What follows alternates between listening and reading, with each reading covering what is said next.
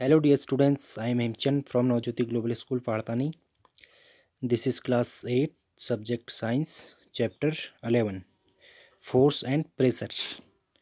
बल तथा दाब के बारे में हमने प्रीवियस क्लास में स्टडी किया था, जिसमें हमने कुछ टॉपिक्स पढ़े थे कि फोर्स क्या होता है, इसको हम पुश करते हैं और पुल करते हैं, इसके बारे में हमने स्टडी किया था। और हमने forces are due to an interaction के बारे में पढ़ा था, जो अपकर्षण और अभिकर्षण होते हैं फोर्सेस के, इसके बारे में स्टडी किया था। एंड एक्सप्लोरिंग फोर्सेस पढ़ा था हमने कि जो फोर्सेस होते हैं इसको, जो इसकी क्रियाएं होते हैं, इसके बारे में हमने स्टडी किया था। जो खोजबीन करते हैं हम, इसकी एक्सप्लोरिंग करते हैं, इसके बारे में पढ़ा था। Today's your topic 11.4 force can change the state of motion. इसके बारे में हम आज स्टडी करेंगे। जो बल वस्तु की गति की अवस्था में परिवर्तन कर सकता है, इसके बारे में पढ़ेंगे और एक्टिविटी के थ्रू इसे हम समझेंगे। So start. Let us now find out what happens when a force act on an object.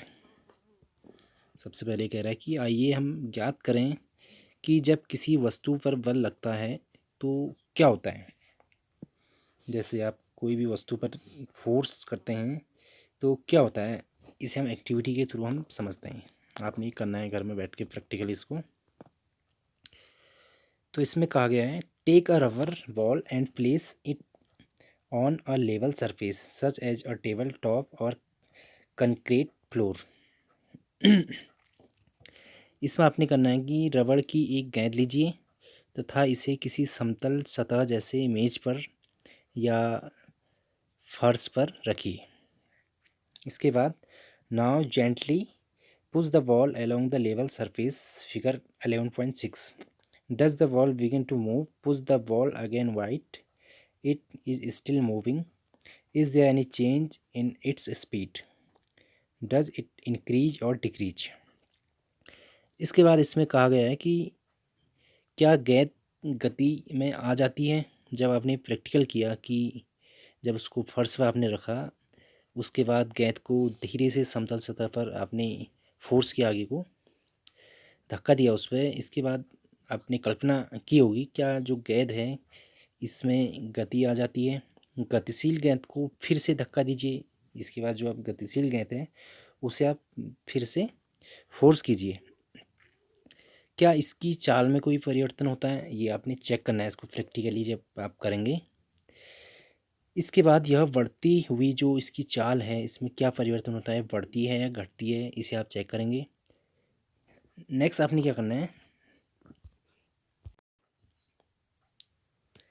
Next place your palm in front of the moving ball.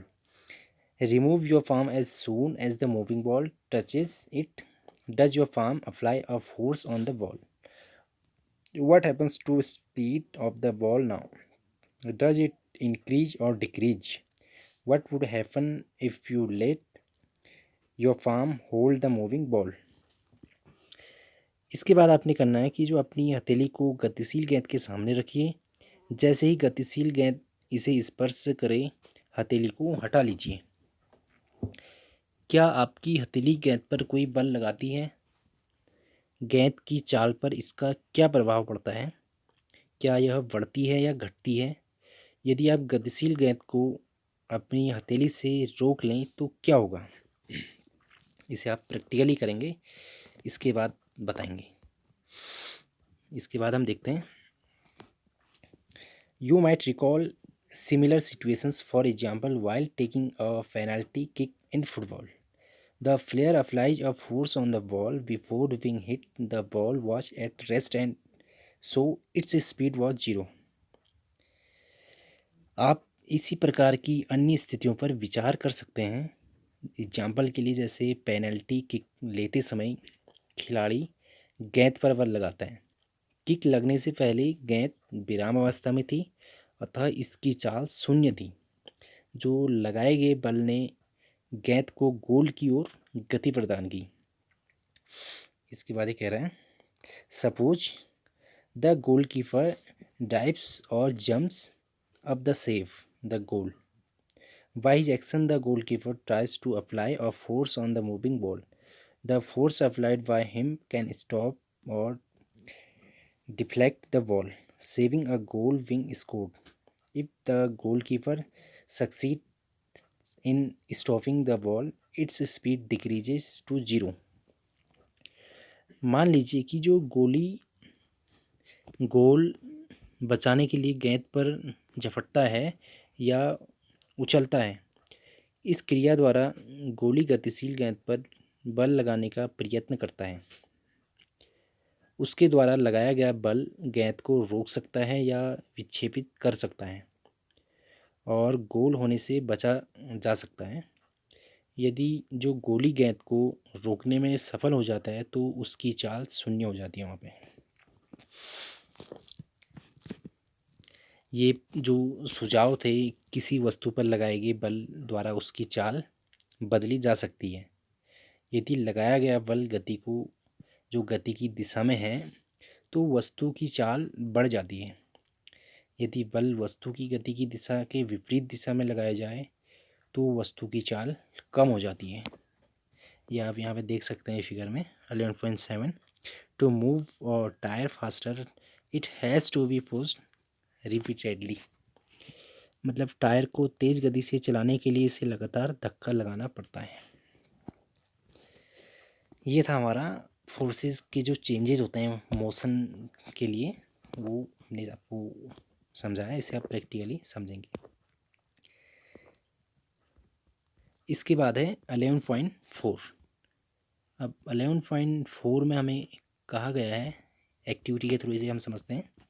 Take a ball and place it on a level surface as you did in activity 11.3. Make the ball move by giving it a push, figure 11.8. Now place a ruler in its path as shown in figure 11.8. इसके बाद आपने करना है कि एक आपने ball लेनी है तथा इसे जो आपने एक्टिविटी 11.3 की भांति किसी समतल सतह पर रखिए. इसके बाद गेंद को धक्का देकर चलाइए. अब चित्र में दर्शाया अनुसार जो दर्शाए गए हैं इसके अनुसार इसके रास्ते में एक पैमाना रखिए. ऐसा करने से हम गतिशील गेंद पर एक बल लगाएंगे. इसके बाद क्या होता है वहाँ पे, does the ball continue to move in the same direction after sticks the ruler. Repeat the activity and try to obstruct the moving ball by placing the ruler in such a way that it making different angle to its path. In each case, note your observation about the direction of motion of the ball after it strikes the ruler.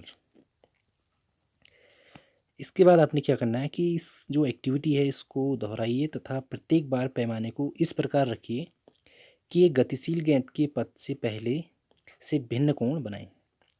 प्रत्येक स्थिति में पैमाने से टकराने के पश्चात गेंद की गति की दिशा के बारे में अपनी जो ऑब्जर्वेशन है उनको नोट कीजिए. ये आप देख सकते हैं यहाँ पे जो इमेजेस यहाँ पे दिखाया गया है, ये आपने करना है. इसके बाद है 11.5. 11.5 में हमें कहा गया है, काफ़ी लेंथी चैप्टर है, थोड़ा टाइम लगेगा इस चैप्टर में. Force can change the shape of an object. बल किसी वस्तु की आकृति में परिवर्तन कर सकता है. इसके बारे में हम पढ़ेंगे, एक्टिविटी के थ्रू इसे समझते हैं. इसमें कहा गया है some situations have been given in column first of table 11.2 in which objects are not free to move. Column 2 of the table suggests the manner in which a force can be applied on each object, while column 3 show a diagram of the action. Try to absorb the effect of force in as many situations as possible. इसमें कहा गया है कि जो table 11.2 के स्तंभ जो columns हैं, फर्स्ट में कुछ ऐसी स्थितियां दी गई हैं जिनमें वस्तुएं गति नहीं कर सकती. कुछ फर्स्ट कॉलम में ऐसे दिए हैं कि जिनमें वस्तुएं गति नहीं कर सकती. एंड कॉलम सेकंड में दिया है जो विधियाँ सुझाए हैं वहाँ पे सुझाए गए हैं इसके बारे में दिया है, जिसमें प्रत्येक वस्तु पर बल लगाया जा सकता है। जबकि कॉलम थर्ड में क्रियाकलाप जो वहाँ पे एक्टिविटी दी है इसके आपको फिगर दिया है। जितनी स्थितियों में संभव हो बल का प्रभाव देखने का प्रयत्न कीजिए।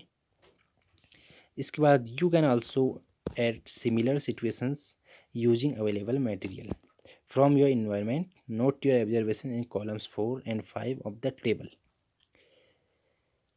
इसके बाद आप अपने पर्यावरण में उपलब्ध सामग्री का उपयोग करके इसी प्रकार की कुछ अन्य स्थितियों को भी यहाँ पर जोड़ सकते हैं।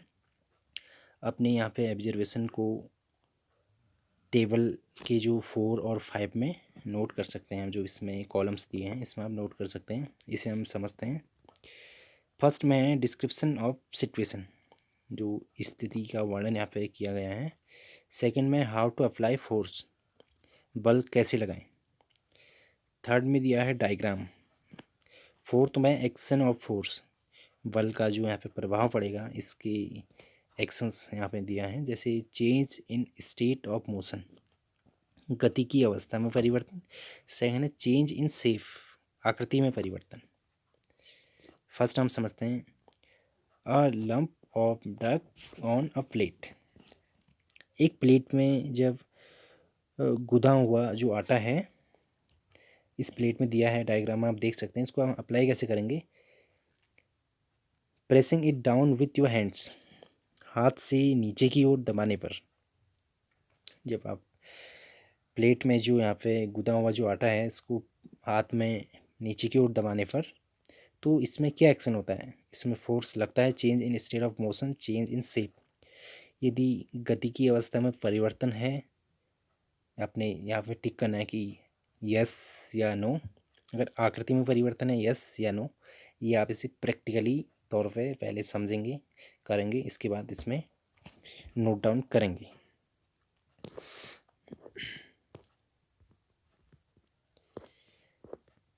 इसके बाद है 11.6 कांटेक्ट फोर्सेस। अब कांटेक्ट फोर्सेस क्या होता है, जिसे हम संपर्क बल बोलते हैं। So start. मुस्कुलर फोर्स जो पेशी बल है ये क्या होता है। कैन यू पुश और lift a book lying on a table without touching it. Can you lift a bucket of water without holding it. Generally, to apply a force on an object, your body has to be in contact with the object. क्या आप मेज पर रखी किसी पुस्तक को बगैर छुए धकेल या उठा सकते हैं। क्या आप बगैर पकड़े पानी की किसी बाल्टी को उठा सकते हैं। सामान्यतः किसी वस्तु पर बल लगाने के लिए आपको शरीर का वस्तु के साथ संपर्क होना चाहिए। This contact may also be with the help of a stick or a piece of rope.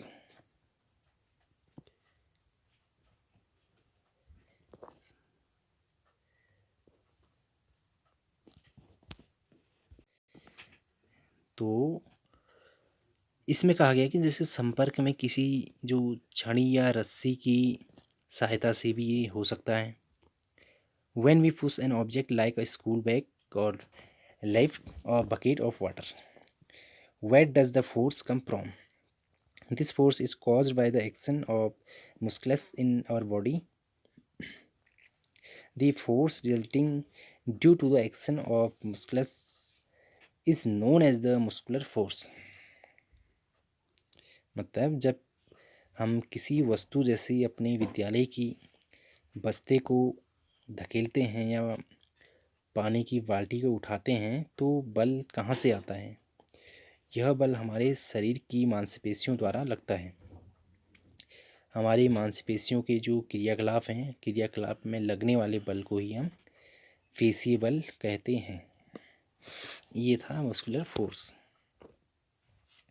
और जैसे यहाँ पे दिखाया गया है जो एनिमल्स हैं, पशु भी अपने शारीरिक क्रियाकलापों तथा अन्य कार्यों को करने के लिए पेशी बल का उपयोग करते हैं। जैसे बैल, घोड़े, गधे तथा ऊंट जैसे पशु हमारे लिए विभिन्न कार्य करने के लिए उपयोग किए जाते हैं। जैसे पशु हमारे लिए विभिन्न कार्य करने के लिए उपयोग किए जाते हैं। इन कार्यों को करने के लिए वे पेशीय बल का ही उपयोग करते हैं। ये आप देख सकते हैं। ये था जो कॉन्टैक्ट फोर्सेस था, इसके बारे में हमने पढ़ा था। सो स्टूडेंट्स, आज की क्लास यहीं तक रहेगी। नेक्स्ट क्लास में हम पढ़ेंगे 11.7 नॉन कॉन्टैक्ट फोर्सेस क्या होते हैं, इसके बारे में नेक्स्ट क्लास में स्टडी करेंगे।